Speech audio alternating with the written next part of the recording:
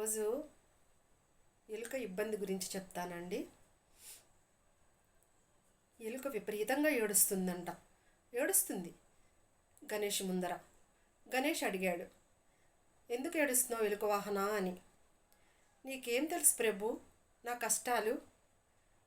నువ్వున్న ఈ 3 రోజులే నాకు ఈ ఫుడ్, తర్వాత నాకు ఫుడ్డే దొరకదు. ఇంటింటికి వెళ్ళాలి.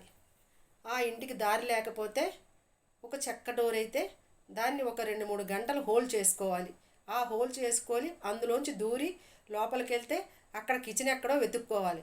ఈ రోజుల్లో చిన్న చిన్న ఇల్లులు కావు కదా, అన్నీ పెద్ద బంగళాలు లాంటివే. ఆ కిచెన్ ఎక్కడుందో వెతుక్కోవాలి. అక్కడికి తీరా వెళ్ళి కిచెన్లో అంతా వెతికి చూస్తే చిన్న ఆవగింజంత ఫుడ్ కూడా దొరకదు నాకు. అంతా ఫ్రిడ్జ్లో పెట్టేసుకుంటారు.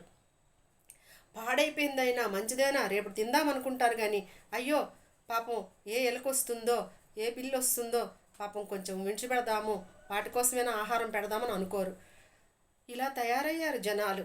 కానీ నాకు మళ్ళీ ఈ సంవత్సరం అంతా కష్టాలే కదా, ఫుడ్ దొరకదు. మళ్ళీ నువ్వు వచ్చేటప్పుడే నాకు ఈ డీజే సాంగ్స్, ఈ డ్యాన్సులు, ఈ ఫుడ్. అందుకే విచారంగా ఏడుస్తున్నాను స్వామి.